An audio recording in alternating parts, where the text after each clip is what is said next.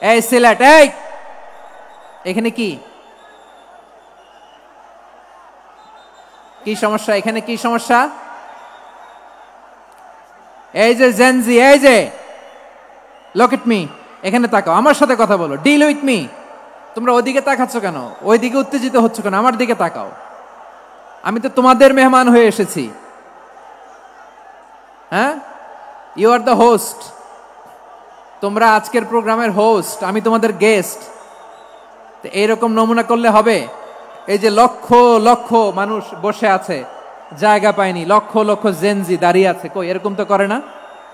হ্যাঁ, বসো বসো, মেহেরবানি করে বসো বসো, আল্লাহর ওয়াস্তে বসো বসো। হ্যাঁ, আমার দিকে তাকাও, বসো। যারা প্র্যাকটিসিং, যারা ইমানদার, তাদেরকে বিশ্বনবী জান্নাতের সুসংবাদ দেন। আওয়াজ করে পড়েন সুবহানাল্লাহ।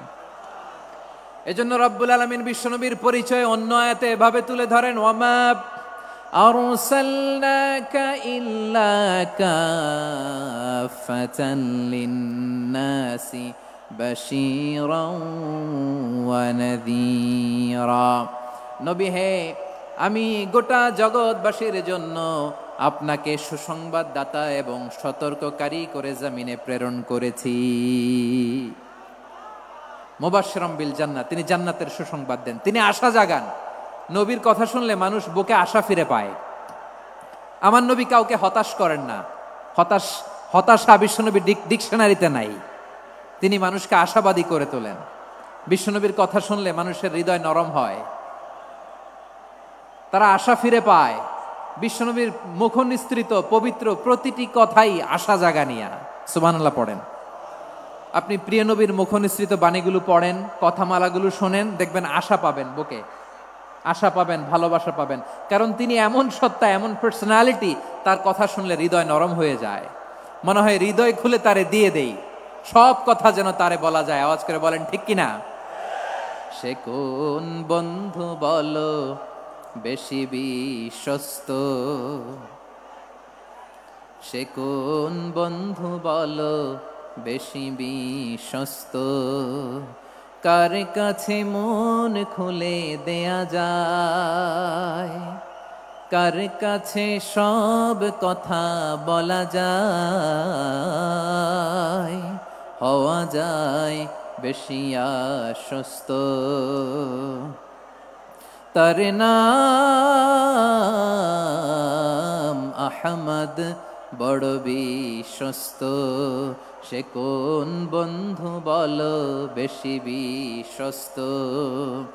কার কাছে মন খুলে দেয়া যায়, কার কাছে সব কথা বলা যায়, হওয়া যায় বেশি আশ্বস্ত। তার নাম আহমদ, বেশি বিশ্বস্ত।